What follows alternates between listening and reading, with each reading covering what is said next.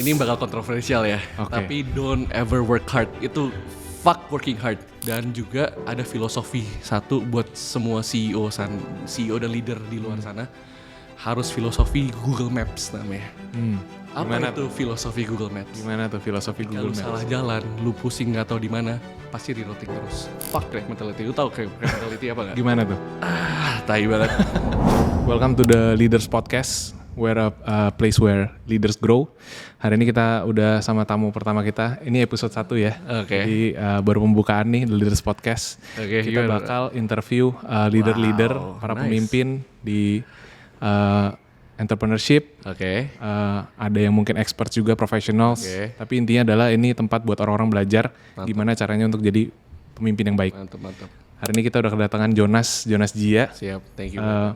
Perkenalan sedikit mungkin Jonas ini nanti habis itu mungkin lu boleh ceritain ya, lu ada pegang perusahaan apa aja buat sedikit background dulu ya. Jadi Jonas ini adalah salah satu teman dekat dan salah satu klien pertama ya. Iya. Klien pertamanya Warko Kreatif. Harga kreatif. Jadi thank you buat Jonas. Boleh ceritain sedikit nggak bro? Lu saat ini lagi pegang perusahaan apa aja yang lu jalanin, yang lu lead Oke. ya, dan yang mungkin lu punya juga, lu ada investment mungkin? Oke. Gue jadi sekarang pertama-tama gue disclaimer dulu, gue Gen Z. Oke. Gue Gen Z, gue umur 24 tahun. Terus sekarang gue pegang ada beberapa perusahaan lah. Salah satunya ada yang jualan forklift dan alat berat pergudangan namanya Keston. Ya. Alat berat. Nah itu nextnya lagi gue juga jualan jam, namanya Raja Jam. Raja Jam Oke. itu jualan Rolex lah, AP, Patek, anything lah. I see. Dan juga anak-anak perusahaan yang lain juga. Terus ada juga satu lagi Kangtek itu bisa dibilang jualan laptop, komputer, segala semua. Jadi lebih ke IT-an ya di sana. Nah di sana semua naungan di Cia Holdings. Jia Holdings ya. Cia Holdings Itu kayak grup holdingnya ya. Iya benar. Terus lu juga ketua umum Ketua Umum asosiasi Asosiasi Pengusaha Gen Z Indonesia. Asosiasi Pengusaha Gen Z Indonesia. Jadi khusus Gen Z nih ya. Gen Z benar, khusus Gen Z. Karena menurut gue Gen Z bakal jadi pembeda di antara yang lainnya. Oh gitu ya. Millennial, Gen Alpha. Nanti kita masuk ke dalam situ ya. Siap, oke. Kita ngomongin lebih lanjut tentang Gen Z. Tapi yang gue paling penasaran bro, Apa? lu kan baru umur 24 tahun Iya. ya. Bisa sampai di titik lu sekarang, lu pegang begitu banyak perusahaan. Itu gimana caranya, lu gak pusing? Aduh, jujur kalau pusing. Gue pusing. Pusing pasti pusing lah. Tapi masalahnya menurut gue ini agak najis ya. Tapi menurut gue kalau lu pegang Tuhan lu aman. Oke. Lu kalau pegang Tuhan lu aman. Pembahasannya baru Sumpah mati. masuk. Bacot gue. Baru masuk pembahasan udah ngomongin Tuhan nih ya. Iya benar. Dalam banget ya sini. Dalam banget. Tapi justru itu ada salah satu yang mau gue tanyain ke lu. Oke. Oke, jadi selain kita sebelum ngomongin ke pembahasan yang terlalu dalam Tuhan iya. ya. Mulainya dari mana bro? Kenapa bisa sekarang lu di titik lu 24 tahun loh, itu luar biasa cepet loh. Lu pegang berapa perusahaan gitu ya. Bisa sampai di titik ini awalnya tuh mulainya gimana sih bro? Jujur, kalau lu bilang kayak gimana, karena gue suka lakuin apa yang gue suka gitu. Kayak ini semua yang everyday yang gue lakuin itu semua gue gak ngerasa kerja, literally gue gak ngerasa kerja. Itu benar-benar literally buat gue itu kayak having fun. Jadi when you're having fun, gak ada work hard buat lu, literally. Oke. Nah itu dia. Dan gue masuk di niche yang bagus, tapi tetap juga ya ada faktor-faktor beda juga. Pertama juga pasti bonyok gue bantuin gue dari pertama. Dia kasih gue mimpi segala semua sampai gue mimpinya tinggi banget. Tapi mimpi nggak bisa jadi mimpi doang bro. Harus pertama punya tim yang kuat. Kedua juga punya brother. Punya brother itu penting banget. Brother yang sama-sama mau naik bareng sama lu. Dan itu yang menurut gue itu strength-nya gue di antara yang lain-lainnya. Semua mau main solo. Kalau gue mau naik bareng-bareng. Dan itu menurut gue itu strength gue. Oke, sorry gue klarifikasi dulu, brother maksudnya bukan saudara kandung kan? Bukan. Jadi saudara kandung. Saudara yang lu dapetin ketika lu lewatin perjalanan ini. I see. Literally. Jadi intinya yang gue lihat memang dari lu juga adalah lu punya banyak circle pertemanan dan kalau lu buat apa-apa itu lu nggak sendiri, lu ada teman-temannya di masing-masing perusahaan ini ya. Kayak misalkan contoh di Raja Jam, Pasti. lu ada Cece gitu ya. Ada Calvin. Iya ada Cece, ada Calvin kayak gitu ya. Jadi itu memang salah satu value yang lu pegang. Makanya kenapa lu setiap kali lu ada perusahaan baru, lu maunya sama orang gitu. Yes, makanya tapi yang tricky ya di sini adalah choose your brother wisely. Oke. Itu penting banget bro, karena pertama lu harus dapet teman-teman yang sama-sama sange buat growth mindsetnya sama kayak lu. Oke. Itu pertama. Dan kedua, yang nggak bisa nusuk lu. Dan itu QC itu harus panjang bos. Nggak bisa sembarangan kayak gue brother lu, udahlah yuk kita naik bareng. Nggak bisa gitu bro. Itu bakalan kayak bentar lagi juga hilang gitu kan maksud gue. Nah, berarti lu tipe orang yang prefer kalau buat bisnis partneran daripada sendiri? Pasti sih menurut gue. Nah, gimana tipsnya supaya lu bisa menemukan partner yang tepat? QC-nya langkah-langkah yang biasa lu lakuin tuh apa aja? Ini yang gue belajar dari mentor gue ya. Harus punya value yang sama. Literally value yang sama. Nomor 1, punya value yang sama. Punya value yang sama. Dan menurut gue itu aja udah cukup. Gak usah ada nomor-nomor yang lain. Value-nya tapi yang sama. Yang bukan gak cia lu. Kan cia apa sih namanya? Nggak, nipu lah ya. Gak nipu lu segala dan lain-lain. Nah tapi ketika lu emang ditipu sama orang, lu jangan sakit. Lu gak usah sakit hati. Karena jujur ngomong pastilah. Gue juga ada beberapa yang ditipu juga. Tapi masalahnya dari sana lu mikirnya ya elah bro, gue juga bakal naik. Gue bakal jadi nomor 1 Andi. Kalau emang dia nipu gue sekarang, berarti it's their loss. Their loss. Iya dong, kayak gitu kan buat gue langsung thank you ke Tuhan. Karena itu natural selection. Bros, daripada duit-duit kecil dia nipu gue, gimana nanti kita partneran tetean. Kalau tetean, wah lebih better lagi. Nah foundationnya di sini sekarang. Kayak gitu sih bro. Berarti natural selection bro menurut gue. Iya, gue paham. Berarti artinya lu malah thankful karena lu dikasih tunjuk lebih awal nih. Lu dikasih tunjuk, oh nih orang gak bisa dipercaya nih. Jangan sampai lu partnership sama dia ketika lu udah gede gitu. Mainannya udah gede gitu, bisnisnya udah gede. Selalu kalau partneran berantem antara 2 biji doang. Antara 1 duit, kedua cewek. Selalu begitu. Duit atau gak cewek, that's it. Gitu doang. Jadi kalau misalnya lu berantem karena cewek, tiba-tiba apa lu punya cewek disikat lah segala. Wah lu thankful banget mendingan menurut gue. I see. Jadi itu selalu 2 biji itu doang. Jadi selain value bro, masa lu gak lihat yang lain kayak misalkan contoh karakteristik atau misalkan ada orang mungkin yang lebih mikirin ke pembagian job desk. Misalkan lu jago di marketing nih, lu cari orang yang jagonya di finance atau apa gitu. Itu lu ada lihat juga nggak? kalau value-nya sama itu bisa diatur, gampang. Oke. Itu nomor-nomor terakhir. Nomor 1 itu value. Berarti nomor 1 value. Gue emang sampai di titik saat sekarang walaupun belum gimana-gimana banget juga. Tapi gue karena udah gimana-gimana lah bro. Lu umur 24 tahun bro. karena ada 3 biji bro. Pertama itu bonyok gue dan mentor-mentor gue. Itu yang di atas gue. Yang ngajarin gue. Mentor gue juga ada banyak banget bro. Enggak cuma satu biji doang. Jadi kalau misalnya gue ada waktu luang gue ngobrol-ngobrol sama mereka. Dan mentornya juga bukan yang kaleng-kaleng punya. Makanya kalau misalnya lu dapat mentor yang salah, lu bakal juga directionnya juga salah. Gitu. Dan jangan dapat satu mentor. Karena setiap orang punya way of thinkingnya masing-masing. Semua orang punya way of thinking masing-masing dan ketika misalnya lu implement ke lu punya case study, itu bakal beda-beda. Jadi lu harus tanya satu problem ini yang gede, lu tanya ke misalnya 5 mentor. Beberapa mentor. Mereka bakal ngomong ke gua dengan experience mereka masing-masing. Iya, pendapat yang berbeda-beda. Tapi itu lu ambil sedikit-sedikit, lu ambil di lu. Lu gak bisa plek-ketiplek karena setiap orang experience-nya beda-beda. Makanya kenapa lu gak boleh dapet satu mentor doang, termasuk bonyok gue juga mentor gue, itu masuk di sisi mentor. Yang kedua harus choose your brother wisely, literally itu karena show me your friends, I can show your future, literally itu bener-bener banget. Jadi semua orang yang gue partneran bareng itu punya same growth mindset, semua sama bareng sama gue.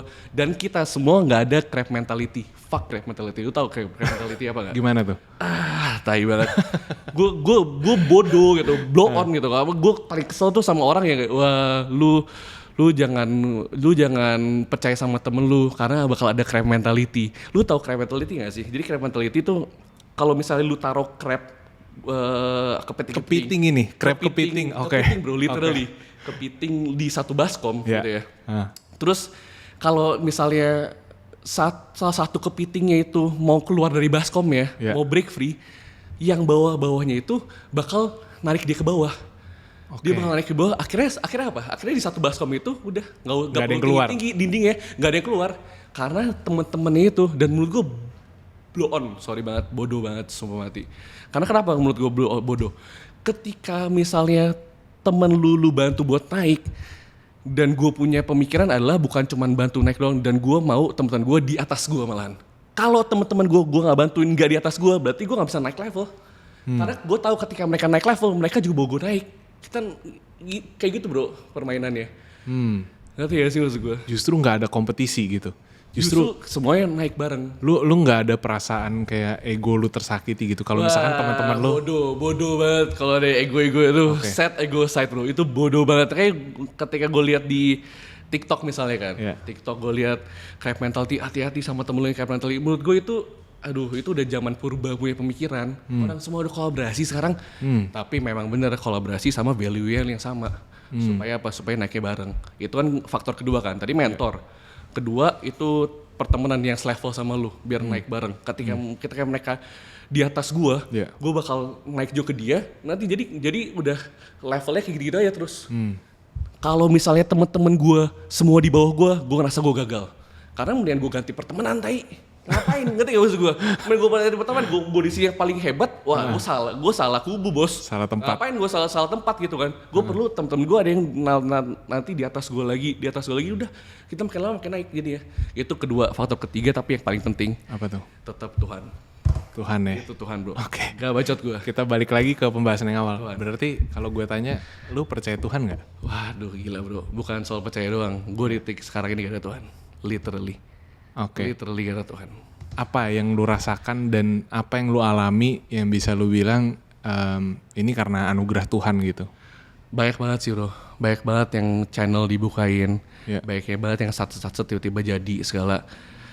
Abis doa, gue puasa segala semua, akhirnya dibukain jalan sama Tuhan. Literally bro, itu bukan yang ada sampai sempet satu kali yang Tuhan ngebukain gue channel 1 biji, yang menurut gue itu yang gak mungkin punya gue ambil. Tapi udah, gue cobain aja. Bisa terjadi aja gitu. Gila ya? bro, itu kayak gue gak bisa ngomong detailnya kayak gimana, karena saya emang susah, tapi yang pasti itu gak ada Tuhan.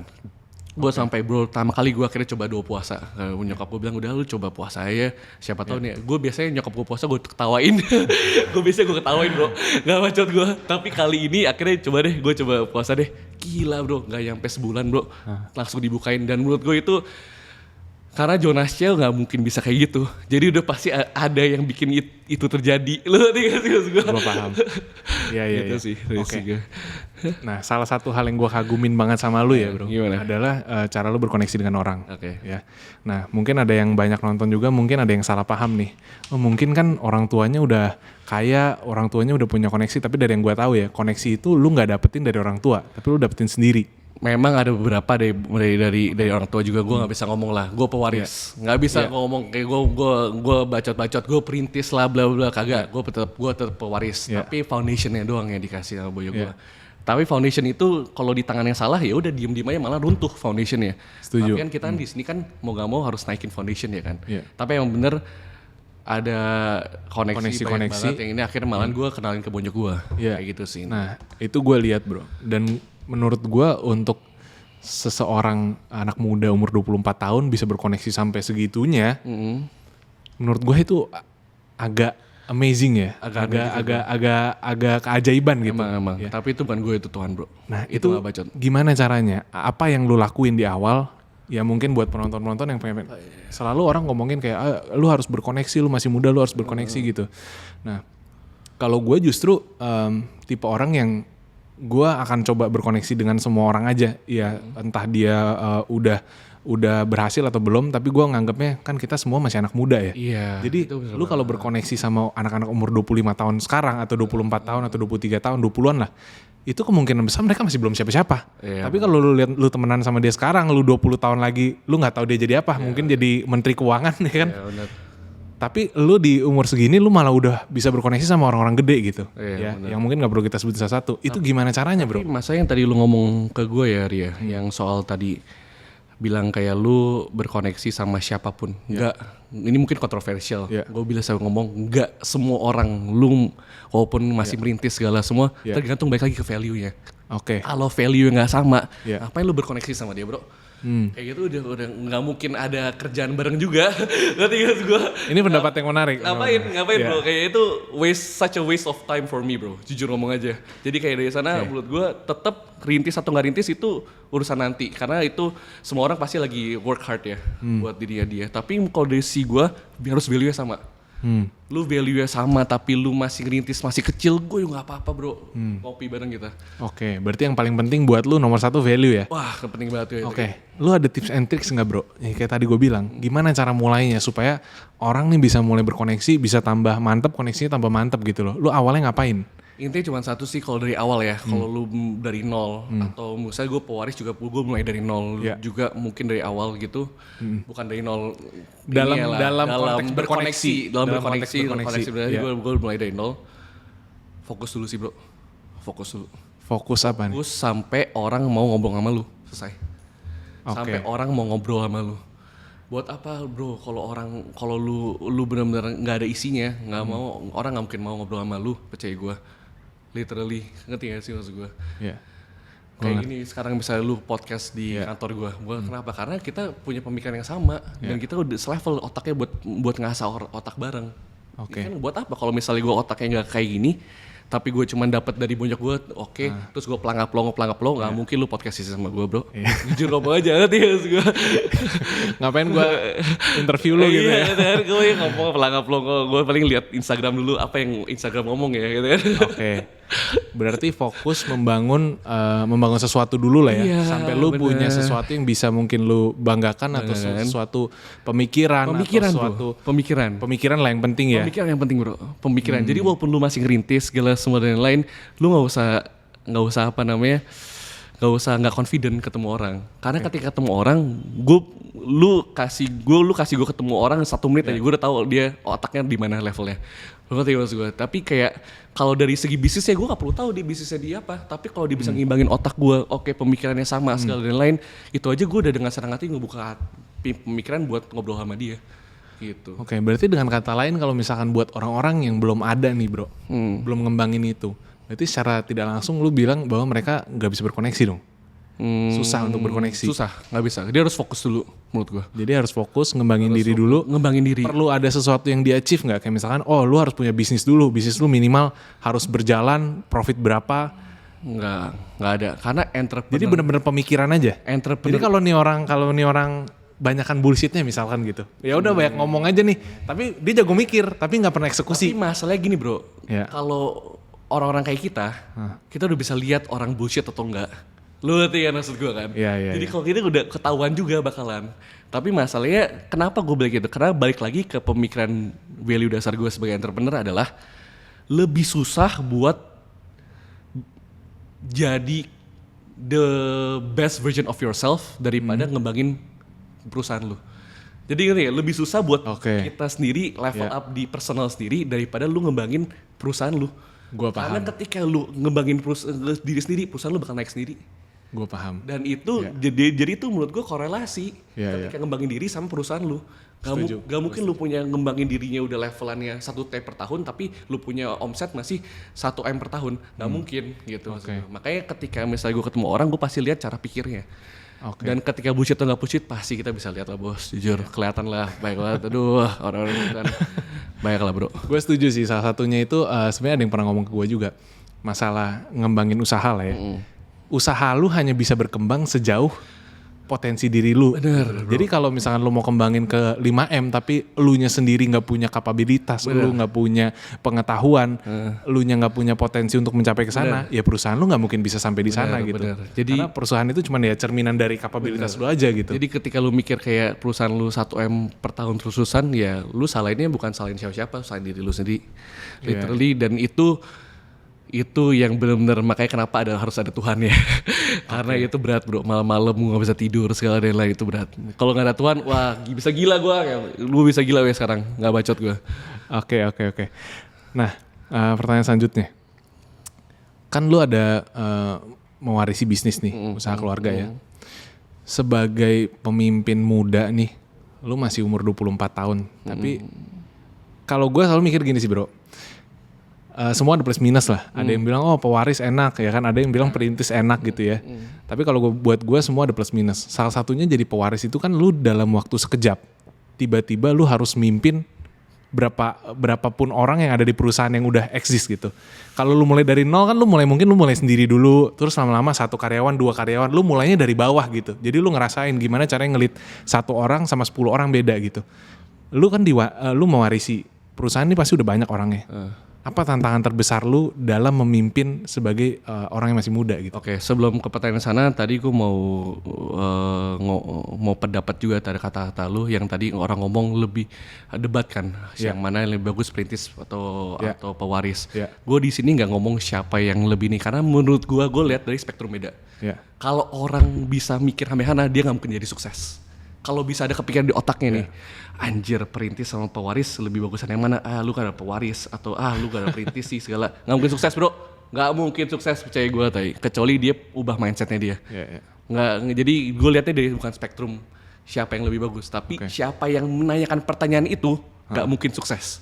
Gue lihat dari sana. Oke, terus balik lagi tadi pertanyaannya sebagai pemimpin muda. Iya, emang lumayan agak spot jantung ya bro. agak spot jantung bro.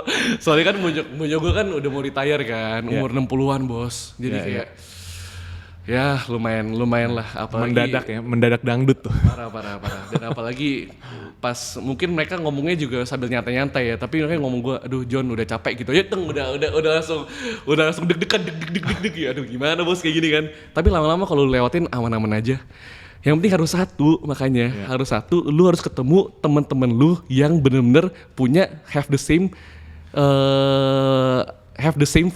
level face juga sama kayak lu. Kalau misalnya akhirnya misalnya perusahaan lu misalnya punya 1.000 orang gitu, wah gue pusing 1.000 orang. Tapi kalau lu punya teman-teman yang isinya semua lagi mewariskan 1.000 orang juga, lu nyantai. Oh ya lah teman gue yang grow up bareng sama gue, sama-sama kuliah di Melbourne, di Seattle juga kayak gini kok, masa gue nggak bisa? Ayo dong bareng-bareng naik dong. Kan ujung-ujungnya kayak gitu lagi, harus ketemu di satu pon yang sama. Kayak gitu. Jadi akhirnya lu nggak menggerutu. Elah biasa aja apaan sih nih, gitu kan. Ya, berarti itu kira-kira cara untuk menghadapinya ya. Ada nggak satu tantangan terbesar lu selama yang lu merasakan nih? Jadi buat orang-orang yang pengen naik ke level itu, mungkin pengen jadi, gue pengen jadi pemimpin gitu. Karena kenapa gue sebut podcast ini The Leaders ya bro? Gue selalu mendapatkan stigma dari orang-orang. Kalau misalkan Gen Z itu, ya lu pasti udah pernah denger lah ya, Gen Z kayak lemah, Gen Z, mental strawberry, gitu-gitulah ya kan. Bla bla. Sedangkan menurut gue, yang pertama, menurut gue fasenya kita beda, ya kan. Memang gue setuju Gen Z ini beda lah dari generasi-generasi lainnya gitu. Beda tapi semua generasi kan punya plus minus ya kan. Tapi maksud gue belum fasenya adalah apa? Ketika lu bandingin Gen Z umur 20-an cara mereka memimpin dan dibandingkan dengan orang umur 50, boomers misalkan atau gen apalah ya, yang udah umur 50-an, 60-an, ya pasti cara memimpinnya udah lebih terasah yang 50-an, 60-an gitu. Kenapa lu bandingin Gen Z yang sekarang? Kan lu belum lihat Gen Z nanti jadinya gimana gitu. Nah, salah satu yang pengen gue push narasinya adalah di podcast ini adalah gue pengen untuk para Gen Z itu jangan takut memimpin. Karena banyak yang dengar stigma jadi kayak gue nggak mungkin bisa lah, gue masih muda. Ya kan banyak yang kayak katain gitu kayak barusan ini kayak bocah ingusan gitu kan, kayak lu belum ngerasain asam dan garam dunia. Itu gue nggak setuju banget tuh dengan kalimat-kalimat kayak gitu yang merendahkan kayak lu masih muda gitu. Sedangkan gue sangat merasakan karena gue ada jalan bisnis juga ya dan gue banyak ketemu orang. Umur itu cuman angka bos. Menurut gue kebijaksanaan itu bukan datang dari seberapa banyak pengalaman lu. Menurut gue kebijaksanaan itu datang dari seberapa banyak pelajaran yang bisa lu ambil dari best teacher brother. Yang bisa lu ambil dari pengalaman. Jadi ada orang mengalami 1.000 hal, tapi dia nggak ambil pelajaran apa-apa. Dia udah umur 40. Bisa jadi lebih bijaksana orang umur 20 baru mengalami 10 hal, tapi dia belajar 2 hal dari 10 hal. Daripada lu mengalami 1.000 hal, lu gak belajar apa-apa gitu. Jadi salah satu narasi yang pengen gue push adalah bahwa Gen Z itu bisa. Jangan takut untuk nge-lead, jangan takut untuk berkarya, jangan takut untuk naik gitu loh. Boleh gak gue titipin satu message lagi buat lu punya gerakan ini? Boleh. Menurut gue satu lagi yang tadi lu punya ngomongan, jangan banding-bandingin. Dia bilang jangan bandingin dong Gen Z sama baby boomer. Baby boomer kalau udah 50 tahunan, dia udah bisa segala dan lain. Tapi menurut gue, kenapa gue bisa invested banget sama Gen Z sampai gue bikin Apex segala asosiasi pengusaha Gen Z ini? Karena menurut gue weakness-nya di Gen Z ini itu bukan yang bakal nanti dikoreksi. Karena weakness-nya ini bakal ada terus-terusan. Karena ini mengakar di kita, di semuanya, dan itu bakal jadi the strength of us. Karena itu yang strength-nya kita bro. Lu mau bilang oke, pengen mental tempe segala dan lain-lain segala semua. Tapi itu lu lihat ada sisi positifnya. Gara-gara kayak gitu lebih fleksibel. Nggak monoton, nggak konservatif segala semua. Jadi lu jangan malahan itu bikin itu jadi disgrace, kagak. Itu di strength kita. Dan itu bakal kenapa kita bisa menang dari generasi-generasi lain. Karena itu Gen Z. Menurut gue itu. Kalau dalam pemikiran gue. Oke. Jadi ngomongin Gen Z ya. Sebelum masuk ke topik Gen Z lebih dalam lagi. Tadi kita masih bahas pemimpinan. Oke. Ada nggak satu tantangan terbesar nih sebagai seorang pemimpin? Apa yang lu rasakan waktu lu menjalankan ini? Oh, buat pewaris berarti ya? Ya. Kalau yang caster kan gue pewaris. Let's say pewaris ataupun perintis lah. Tapi sebagai seorang pemimpin. Oh, dari segi leader. Ya, sebagai leader. Banyak banget lagi. Tantangan terbesar menurut lu? Tantangan terbesar ya? Iya. Tantangan terbesar adalah mungkin tantangan terbesar sama sih, cari team member yang sama value-nya sama kayak lu dan punya growth mindset yang kayak lu persis. Karena sama kondisi gue cari team member itu kenapa gue tadi nggak mention di awal team member gue itu gue anggap brother gue juga, itu yang naik bareng sama gue. Ketika gue naik mereka mungkin nggak naik.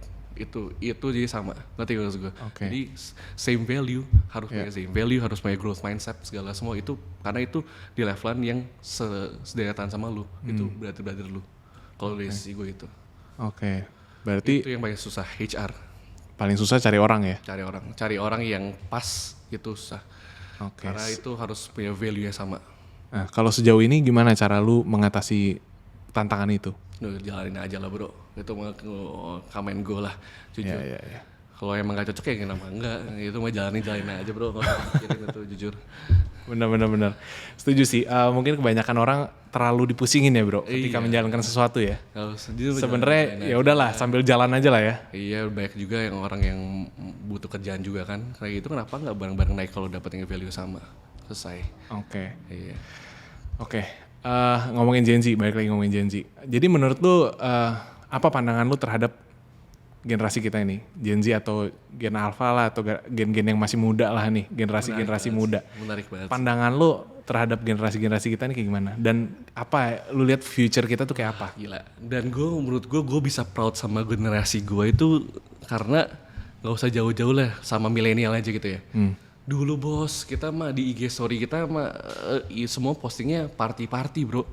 Party segala itu kayak keren gahar kan. Wah lu party buka apa? Buka dom atau buka apa namanya Azul. Azul 15 biji fotoin. Sekarang kalau Azul 15 diceng-cengin lu. Sekarang ngepostnya apa? Ngepost running, nge-gym. Iya benar. Ngerti gak sih? Itu wah gue seneng banget men. Gara kayak gitu kayak wah ini gue bener-bener dilahirkan menurut gue di angkatan yang bener. Jadi udah ada shifting lifestyle ya bener. Wah shifting lifestyle bro, dan itu bukan soal shifting lifestyle dong, shifting buat nge-boost ke teman-teman. Jadi nge-boostnya itu udah bukan ini lagi, boostnya itu udah bener-bener lu kesehatan lu segala dan lain. Oke, ya. Dan menurut lu gimana sebagai salah satu generasi muda nih, pandangan lu kita ke depan nih seperti apa? Apakah kan banyak juga mungkin orang yang gak percaya kayaknya generasi ini kayaknya bakal, kan ada kata-katanya tuh, tough times create tough men create soft times create soft men, ya kan? Atau bukan men lah ya, mungkin people lah ya. Kalau men kayak cuma laki-laki doang gitu ya. Nah, generasi kita kan dinilai lagi di fase soft times ya. Makanya kita jadi soft people gitu. Jadi makanya tadi ada sebutan-sebutan kayak mental tempe gitu. Menurut lu kita akan memenuhi profesi itu untuk meng-create tough times gak? Atau menurut lu pandangan lu future kita bakal kelihatan kayak apa bro? Udah percaya gue itu bakal jadi strength-nya. Itu bakal jadi strength-nya kita. Itu pembedanya. Bisa kasih contoh gak maksud lu jadi strength ini kayak apa? Jadi kelemahan tadi, mentalnya lemah, kenapa bisa malah jadi strength gitu? Salah satunya ya, ketika lu mental lu lemah, ketika lu bisa overcome itu, lu bakal lebih ngerti tentang manusia. Lu lebih tentang manusia dari segi dealing, dari segi rekrutmen tim, segala semua lu tahu. karena lu udah lewatin itu semua. Jujur lah bro, gue walaupun CEO gue juga lewatin itu, mental health segala dan lain. Jujur ngomong dulu, gue mikirnya kayak Andrew Tate, fuck segala, wah lu nggak boleh. Andrew Tate ngomongan kayak lu nggak boleh ini, enggak, lu harus terima apa adanya, kayak gitu banget jadi strength-nya lu. Itu bakal jadi strength-nya lu. Dari sana malahan akhirnya lu lebih ngerti manusia. Iya. Udah kayak gitu. Lebih ngerti tentang maksudnya psikologi manusia lah ya. Manusia kayak gimana, karena lu ketika gitu lu bisa tahu cara permainannya gimana segala semua. Terus akhirnya lu ngomong sama orang kayak gimana, enaknya kayak gimana segala semua. Dealingnya, cara berkoneksi, buat bikin tim jadi nggak stres atau apa segala, itu bisa permainannya bisa enak gitu jadi. Karena lu udah tahu, karena lu udah lewatin itu. Tapi memang harus satu kuncinya, harus overcome itu. Harus overcome itu tetap. Tapi ketika misalnya lewatin ini semua, lu dapet mental segala dan lain, itu menurut gue lu nggak bisa tain diri lu sendiri. Itu menurut gue lu terima. Kalau terima karena lu ketika lu lewatin itu, dan itu bukan bukan sekali doang, bakalan nanti ada lagi terus. Tapi nggak apa-apa, berkelanjutan. Itu pembelajaran. Itu pembelajaran hidup menurut gue. Jadi kayak santai aja. Cara lu overcome itu gimana? Tuhan, udah gue bilang Tuhan. Kalau nggak ada Tuhan nggak bisa, percaya gue. Makanya menurut gue semua CEO yang pertama lu harus ada sosok dulu. Lu nggak ngomong lu Kristen, lu Katolik, lu Muslim segala, lu nggak ngomong. Yang penting ada sosok yang lu bisa iniin. Yang penting lu ada sosok yang lu bisa nyender. Ketika lu nggak bisa nyender sama bonyok lu, karena bonyok lu juga punya keterbatasan, nggak bisa bos. Nyender itu menurut gue itu udah enak banget, gila. Ya sebenarnya gue di podcast ini nggak pengen terlalu dalam ngomongin itu sih sebenarnya. Terlalu dalam gue ya. Karena nggak apa-apa. Kalau dari lu nggak apa-apa. Tapi maksudnya gue tidak menyediakan pertanyaan-pertanyaan lanjutan kayak, iya gimana bro Tuhan apa, gimana cara lu ketemu Tuhan, percaya Tuhan gitu-gitu. Karena gue memang nge-pushnya lebih ke narasi leaders dan bisnis gitu ya. Oke, kita lanjut ke pertanyaan selanjutnya. Jadi lu kan manage banyak nih. Lu gimana cara lu manage waktu supaya semuanya tuh, banyak orang cuman ngurus satu bisnis aja pusing bos. Lu gimana bisa manage waktu untuk semuanya? Dan pertanyaan gue, lu kerja dari hari apa sampai hari apa dan jam berapa sampai jam berapa? Gue nggak kerja pas gue tidur doang. Lu nggak kerja pas lu tidur doang? Gue kerja pas gue tidur doang, literally. Berarti setiap hari lu kerja? Setiap hari ya, pasti. Senin sampai Minggu? Setiap hari. Kira-kira biasa satu hari lu berapa lama kerjanya? Gue nggak tidur, yang pas gue nggak tidurnya, gue tidur berapa lama ya? 8 jam. 8 jam? 8 jam, mungkin 6 jam sampai 8 jam lah. Gue dulu sempet gue mikir kayak, tidur. Gimana sih caranya nggak tidur? Gue 4 jam bro, nggak bisa function gue. Gue sama tim gue nggak bisa function. Gue mikir, aduh nggak bisa. Gue pikir kayak nggak bisa. Akhirnya gue tanya mentor-mentor gue, nggak bisa. Semua orang nggak bisa ikutin equation yang beda-beda. Semua lu harus tahu equation diri lu sendiri apa. Ya udah equation gue tahu. Yang penting cukup tidur harus. Dan gue harus hari Minggu mungkin 12 jam kali tidurnya. Buat hari Minggu doang, 12 hari jam. Minggu. Itu udah pasti. Kalau enggak bakal sakit gue. Iya. Lu tanya partner-partner gue semua deh. Gue dulu tiap 3 bulan sakit, tai. Gila, gue tiap 3 bulan sakit. Iya. Sampai kayak akhirnya gue mikir, wah nggak bisa sih nih kayak gini terus. Ketika sakit tiba-tiba ada deal apa? Terakhir ada deal apa? Hilang. Wah gila, itu salah satu partner gue di Owen pasti lihat kalau lihat podcast ini. Akhirnya hilang gara-gara gue sakit, tiba-tiba udah hilang, jadi kayak hilang 1 hari hilang. Gue juga pernah sampai di fase kayak gitu bro. Hampir tiap bulan tuh pasti ada aja sakitnya. Pasti bro, 2 bulan 3 bulan gue pasti ada sakitnya. Itu buat gue sadar juga bro. Akhirnya gue pikir ya udahlah, daripada lu sakit-sakitan, mending lu tidurnya setidaknya tidur cukup gitu. Iya benar. Iya. Itu asik. Jadi ya gitulah. Oke. Nah selanjutnya nih bro. Tadi kan kita ngomongin Gen Z ya. Gimana caranya kalau ada Gen Z atau Gen Alpha atau generasi muda lah yang pengen jadi kayak lu ada tips nggak atau lu ada saran nggak buat mereka yang pengen jadi kayak lu? Menurut gue satu, don't ever work hard. Ini bakal kontroversial ya, tapi don't ever work hard. Itu fuck working hard. Ini gue kutip dari Donald Trump. Karena emang jujur gue role model lu. Gue suka banget sama Donald Trump. Gue bener-bener mau ketemu dia, gue mau cium tangan dia. Gue suka banget sama Donald Trump. Tapi Donald Trump yang bukan jadi presiden ya. Donald Trump pas dulu jadi entrepreneur version of him. Itu bener-bener dia orang branding parah bro. Dia bener-bener tahu gimana cara yang goreng dia punya barang segala semua. Wah itu asik banget. Dan menurut gue Donald Trump yang ngomong bener banget. Don't you ever work hard. If you're working hard, you're not having fun. Tapi if you love what you do, you're having fun, brother. Literally if you love what you do, you're having fun. Jadi cari lu punya panggilan hidup apa, yang lu suka apa. Karena dari sana doang yang lu bisa sukses. Iya. Sampai akhirnya lu ngerasa ini jadi bukan working hard, ini jadi ini. Tapi itu cuman konotasi doang atau beneran literally jangan work hard, bro? Karena kalau misalnya lu kerja Senin sampai Minggu, berarti kan lu work hard juga kan berarti. Tapi mungkin inti pesannya lebih ke maksudnya berarti artinya adalah do what you love gitu ya. Iya, do what you love, bener. Kalau ketika lu do what you love, lu nggak ngerasa jadi kayak kerja tadi lu bilang di awal. Ini bakal kontroversial ke perintis-perintis. Okay. Dia bakal ngomong ke gue kayak, ya lu enak, lu pewaris, bla bla segala. Dan gue bakal ngomong sama dia, semua bisnis gue itu nggak ada yang gue suka awalnya. Oke. Alat berat pergudangan, gue suka apa sih bos? Jam, gue nggak pakai jam, gue nggak suka jam sama sekali. Ini pakai whoop doang nih. gue nggak suka jam sama sekali bro, literally. Tapi gak ada cuannya. Makanya akhirnya kita balik masuk ke chapter kedua. Lu harus be flexible.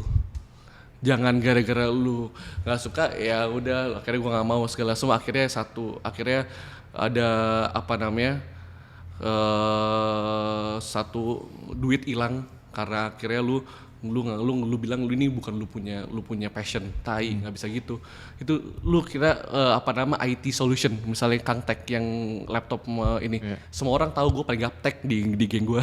Jadi gue orang paling gaptek di geng gue, literally. Jadi kayak semua orang ini brand gue semua itu, apalagi satu lagi nanti kita bakal launching namanya Cake, itu pet solution, itu smart lagi, yang smart yang udah pakai masuk ke aplikasi segala semua, itu udah IT segala, tapi pet kita mau bikin pet equipments, tapi yang semua lu bisa kasih makanan ke kucing lu atau anjing lu tanpa lu harus balik ke rumah dari aplikasi doang, semua smart. Lu kira gue orangnya high tech, gila lu, gue gaptek banget bro, bener-bener gue gaptek banget, tapi akhirnya gue lakuin bro, tapi akhirnya dari sana be flexible kayak gitu sih. Iya. Tapi akhirnya ujung-ujungnya lu tetap suka. Oh, tetap harus suka dong. Makanya kalau gue nggak suka, gue bakal nggak mungkin gue jalanin terus, Ri. Itu fleksibel, makanya flexibility. Iya.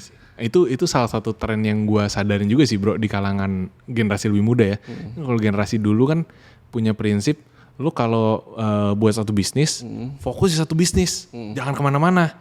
Lu harus di situ terus sampai lu bisa berhasil di situ, sampai lu bisa gede banget di situ gitu. Itu sorry. Tapi gue lihat kalau generasi muda kita malah kebanyakan sukanya tuh sana sini gitu. Termasuk salah satu gue kan juga sana sini juga kan. Kalau gue bukan sana sini karena iseng-iseng. Karena itu strategic thinking gue. Ini gue strategi kenapa? Karena sekarang zaman udah berubah bro. Nggak kayak dulu lagi yang baru satu sendiri solo rise. Karena dari sini akhirnya gue partneran bukan di Keston doang, gue partneran di Raya Jam sama partner gue partneran di Kang Tech, gue partneran lagi di Kek segala semua. Itu akhirnya gara-gara gue dapet satu aja di salah satu brand gue dari partner gue, akhirnya gue bisa terapin ke semua brand gue. Itu malahan buat gue bukan sesuatu yang gak membingungkan. Kayak semua orang tanya sama gue gimana cara juggling waktunya segala dan lain-lain kan semua. Dan menurut gue gak ada work life balance, sorry. Itu fuck work life balance, itu gak ada. Kalau lu mau work life balance ya lu jadi mediocre aja. Udah lu hidup gini-gini aja ya udah, emang itu panggilan lu. Ya udah gue nggak judge itu, tapi lu nggak diterima di CI Holdings pasti. Nanti maksud gue, ya udah pasti for sure. Jadi kalau misalnya emang begitu, lu mau tadi ngomong gimana lagi sampai temen-temen gue pada tanya, lu gila ya gue pegang satu biji aja lu pusing banget, lu udah pegang ada banyak segala semua. Justru gara-gara gue partneran sama brother-brother gue semua dan mereka dapat ide something gue bisa terapin ke semua brand. Bukan itu pertama doang, terus kedua gue punya brand yang Keston yang dari bonyok gue aja, itu mereka sampai ngerasa itu brandnya mereka juga bantuin buat sharing ide sama gue, karena gue nggak partneran di Keston karena bonyok gue sendiri. Jadi dari sana malahan bukannya bikin gue drag me down, malah gara-gara gue punya banyak perusahaan malah jadi ikutan naik semua karena istilahnya yang bantu mikir banyak lah ya. Banyak bro, dan gara-gara gue punya partner brother gue yang value yang sama, even dia nggak ada persenan di gue aja, dia ngerasa itu gue punya dia harus bantu. Dia punya brand juga, karena kita mau bareng-bareng naik. Shout out ke partner gue lah, Owen segala semua, Cece, Kalpin segala semua. Iya. Itu menurut gue. Dan kalau tadi lu ngomong gimana caranya gimana caranya Manage manage waktu. Aduh gila lu, kayak waktu itu gue baru lihat di Reels kalau nggak salah, ada yang ngomong former CEO-nya Google kalau nggak salah atau apa. Dia ngomong kayak lu tentang work life balance kayak gimana. Dia ngomong jam 6 jam 9 jam 10 pagi harusnya dia datang ke, dia cewek bro. Dia cewek, jadi dia ada anaknya itu ada kayak bikin kayak event kecil gitulah di sekolahnya dia.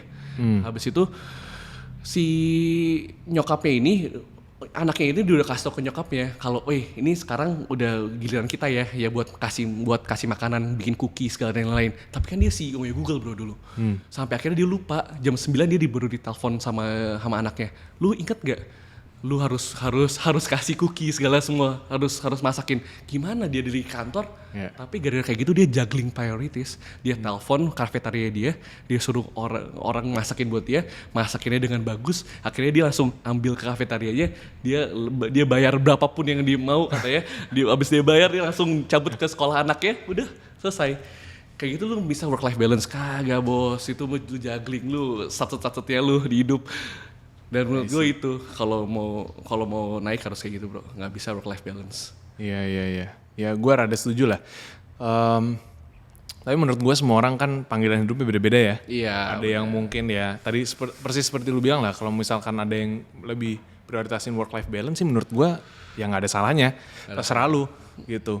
Tapi ya lu harus tahu kalau misalkan lu adalah tipe orang yang work life balance, berarti lu nggak bisa achieve something yang yang dilakukan oleh orang-orang yang tidak punya work life balance. Ya, benar. Berarti lu akan jadi mediocre atau lu akan jadi average people aja. Atau mungkin lu bisa berhasil tapi mungkin nggak sampai. Bisa jadi berhasil juga loh bro. Bisa jadi berhasil juga karena tiap orang punya X faktornya masing-masing. Ya, itu bisa betul berhasil juga, tapi itu udah bukan di value gue. Gitu ya. Itu bukan di value gue. Karena emang value gue selalu ngomong ke tim gue, anak-anak semua, yang pasti harus growth mindset sih. Growth mindset, harus punya growth mindset. Kalau lu mikir tahun lalu masih kayak gini ya udah, kayak itu gue ngomong kok ke tim gue juga. Lu ngerasa lu level up gak di sini? Kalau lu nggak level up, salah gue bos. Karena gue di sini ya, itu salah gue lah, gila lu kalau ini lu nggak ngerasa level up. Dan itu yang menurut gue harus gue terapin di semuanya tim gue dan teman-teman gue juga. Dan juga ada filosofi satu buat semua CEO dan leader di luar sana, harus filosofi Google Maps namanya. Apa itu filosofi Google Maps? Gimana tuh filosofi Google Maps? Kalau salah jalan, lu pusing nggak tahu di mana, pasti rerouting terus. Oke. Jadi lu nggak usah pusing, yang penting lu jalan aja ke depan. Ya lu jalan aja ke depan. Lu mau jalan, lu tiba-tiba destinasinya beda, lu bisa rerouting tai. Ngerti maksud gue? Udah gampang gitu. Jangan putus asa, jangan pusing, jangan stres. Filosofi Google Maps literally bro. Kalau salah putaran ya tinggal putar balik di depan. Iya, putar balik di depan. Kalau ada buntu di depan ada putar balik kok. Santai aja, lu ngapain pusingin. Lu kok tiba-tiba ke kanan, lu mau ke Surabaya tapi tiba-tiba lu jauh ke Merauke. Wah gila lu ngapain? Lu kayak gitu kan tinggal rerouting, gampang banget. Lu nggak usah pikirin. Yang penting walaupun lu tahu Surabaya akhirnya lu ke Merauke, lu tetap jalan aja ke Merauke. Gak apa-apa gitu maksud gue. Iya benar. Yang penting nanti bisa rerouting, gampang bro. Yang Oke. penting jalan, yang penting jangan diem. Makanya ada Google Maps. Kalau lu pakai Google Maps, nggak mungkin lu diem. Kan kalau lu buka Google Maps, lu jalan terus kan. Iya. Buat jalan doang lu ketika lu Google Maps. Iya benar. Gue setuju. Salah satu prinsip dalam hidup gue juga ya. Misalkan ada yang tanya kayak, lu gimana bisa kayak gini, bisa kayak gitu. Sebenarnya buat gue paling basic aja. Paling basic prinsipnya itu cuma satu. Lu yang penting grow terus. Iya bro. Lu kalau grow terus, lu belajar gimana caranya nambah skill, lu belajar gimana caranya mimpin, lu belajar gimana caranya ngomong, lu belajar gimana caranya berkoneksi, lu nggak mungkin nggak sukses. Sukses ini bukan dalam arti finansial doang ya. Bener. Kan kesuksesan tiap orang beda-beda nih. Lu mau sukses di family, ada juga. Bener. Mau apapun itulah. Kalau lu setiap hari, satu hari lu grow 1, besok lu grow jadi 2, besok lu grow jadi 3, lu grow jadi 3,5, 4. Lu nggak mungkin nggak sukses bro. Lu yang penting grow terus gitu loh. Ya kan? Itu bukan cuma grow terus bro. Gue mau selipin lagi satu, know your tempo. Itu Oke. penting banget. Know your tempo itu penting banget. Kayak misalnya gue gara-gara orangnya dream big parah. Iya. Gue sangean banget buat naik level segala. Gue sikat semuanya segala. Bukan sikat orang ya, tapi sikat. Ngerti gak sih gue kayak gua opportunity gue sikat semua. Gue jadi akhirnya gue gak tau tempo gue. Jadi kalau lu bilang kan oke, next day 1. Dulu gue next day langsung 10, 20, 30, 40. Sampai akhirnya gue crash. Oke. Kayak gitu jadi nggak long term. Yeah. Yang lu harus tahu, life is not a sprint. Iya. It's a fucking Marathon. marathon. Bener. Iya. Marathon bro. Jadi kayak mendingan lu nyantai aja tapi know your tempo. Iya. Bukan nyantai juga. Nyantai orang beda-beda nih. Iya. Ngerti nggak maksud gue? Tapi maksudnya iya tempo lu jangan juga jangan terlalu cacing-cacing gudur. naga-naga ya. Iya, jangan terlalu gudur-gudur. Lu tempo sendiri-sendiri pasti bisa sukses kok dari definitions orang beda-beda. Iya. Kayak gitu sih bro. Oke, sebelum kita masuk ke bagian closing nih ya. Terakhir dong pesan lu buat generasi muda nih. Yang pertama itu tadi ya, bukan apa namanya, yang fuck working hard. Ya. Oke, itu yang pertama. Terus yang kedua, deserve your dream sih bro. Kalau orang-orang kayak gue kan dream big banget kan. Pertama lu harus refleksi diri lu sendiri dulu. Kayak lu deserve gak sih sama dream lu ini? Lu deserve gak sih sama diri lu? Lu udah jadi levelan itu gak sih buat ngedream kayak gini? Siapa lu? Atau lu siapa? Tai Jonas Cia doang. Lu masih dreamnya udah mau begini segala semua. Tapi ada second chapternya lagi. Ketika lu deserve your dream, on the way udah kesana, udah mau kesana, akhirnya lu mikir lagi. Does your dream deserve you? Lu balikin lagi. Ini kependekan nih bos kayak. Ini terlalu cetek nih kayak ini. Baru akhirnya lu balikin lagi. Terlalu cetek. Enggak lah. Ngapain gue cuma ada satu hidup doang, masa dream gue segini. Skippy. Kayak gitu kan. Naikin lagi gitu baru. Jadi pertama tapi lu harus refleksi lu. Deserve your dream. Terus baru kedua, does your dream deserve you? That's it. I see. Berarti maksud lu adalah dream big, tapi jangan sampai kegedean juga lu jadi halu ya. Iya. Karena halu sama visioner beda tipis nih. Beda tipis bro. Visioner juga kan mengimajinasikan sesuatu tujuan ya. Bener. Halu juga sama. Bener. Bedanya adalah kalau lu tingkatin kapabilitas lu untuk mencapai tujuan itu, berarti itu jadi visi. Tapi kalau lu nggak sambil ningkatin kapabilitas lu ya itu jadi halu aja berarti. Bener. Itu dia sih bro. Oke. Kayak ada second chapternya. Ya. Yang itu menurut gue. Oke. Kita masuk ke closing ya. Di closing gue mau ada 2 nih bro. Yang pertama gue tuh selalu ada namanya mini rule of life. Mini rule of life. Jadi mini rule of life itu biasanya adalah peraturan-peraturan yang di mata orang biasanya kelihatan kecil gitu. Dan terlalu kecil untuk dimasukin ke dalam hukum formal. Ya kayak misalkan lu jangan mencuri, jangan membunuh gitu ya. Itu kan udah jelas gitu ya. Terlalu kecil hukum-hukum ini, tapi sebenarnya dampaknya sangat besar nih terhadap kehidupan lu, entah berbisnis, entah pertemanan, entah kehidupan, keluargaan, apapun itu. Lu ada nggak pegangan mini rule lu ini yang lu pegang dalam kehidupan sehari-hari? Jangan iri hati sama temen sebaya lu. Oke. Jangan iri hati. Jangan iri hati. Dan doain mereka lebih sukses daripada lu. Lebih ya, bukan selevel sama lu, lebih dari lu. Itu nggak sembarang orang bro punya mentalitas itu, dan itu menurut gue itu bukan sesuatu yang ada di rule yang kayak itu ada di 10 commandments gak ada kayak gitu kan. Tapi jangan iri sama temen seperjuangan lu, itu bener banget menurut gue. Dan lu harus doain mereka malah lebih sukses dari lu. Dan lu harus nularin lu punya gagasan ini ke semuanya teman-teman lu buat apa? Karena ketika mereka naik, lu juga naik bos. Bareng-bareng naik, kenapa enggak? Ketika gue punya koneksi satu, lu tahu lagi lah, lu mengalami sendiri gue.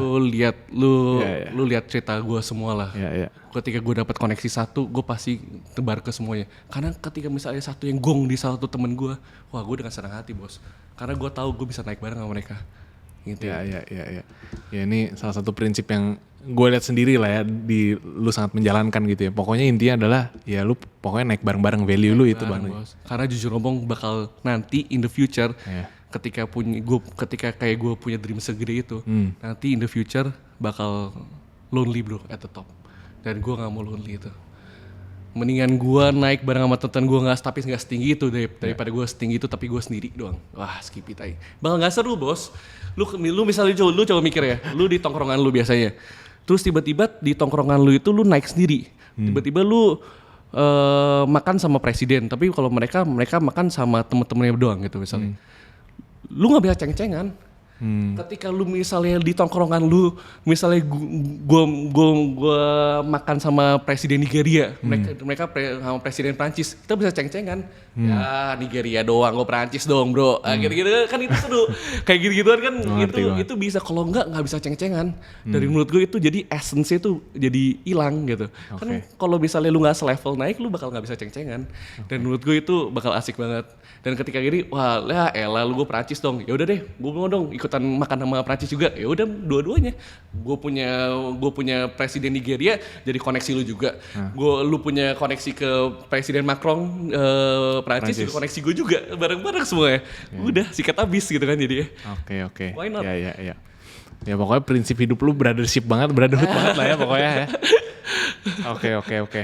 Terakhir, gue akan mulai namanya Pass the Torch. Pass the Torch. Jadi lu boleh kasih satu pertanyaan ke next guest-nya gue tanpa lu harus tahu next guest-nya gue siapa. Jadi lu mau tanyain apa aja tentang ya mungkin seputar leadership, bisnis gitu-gitu lah ya. Ada pertanyaan apa yang mau dititip ke next guest? Nanti bakal gue tanyain ke next guest gue. Kalau mau ngomong tentang bola, masuk gak ya? Jangan ya. Gue takutnya kalau next guest gue cewek nanti iya lagi bener. Nanti dibilang traveling lagi. Apa ya? Bingung lagi. Misalkan ada yang mau nanya biasa apa ketakutan terbesar lu dalam hidup? Nah, misalkan kayak gitu. Apa ada pertanyaan yang mau lu titip nggak? Oke, ada. Value terbesar apa yang lu hold dear sampai lu bisa di titik sekarang ini? Oke. Dan itu gue sekarang lagi bikin segmen juga, namanya Quickie with Johnny Boy. Ya. Quickie with Johnny Boy itu nanti lu bisa lihat juga konten-konten gue gini baru ada di 2 interview. Yeah. Nanti nextnya sama Pandu Syahrir, CIO-nya Danantara. Gue juga tanya itu, value apa, kenapa gue tanyain itu ke mereka semua. Karena itu paling penting. Value itu yang bikin mereka sampai sekarang ini, bukan duit bisa dicari, investor masih banyak banget duit semua orang yang lebih kaya dari kita jauh banyak banget bro, yang mereka juga mau minta buat dibantuin buat diputerin. Nanti gue kalau itu udahlah, yang penting kalau value itu penting banget menurut gue. Oke, siap kalau gitu. Thank you banget John. Thank you udah sharing, belajar banyak dari lu. Semoga yang nonton juga bisa belajar banyak ya. Kita akan lanjut lagi di episode selanjutnya The Leaders Podcast. See you in the next video. Thank you.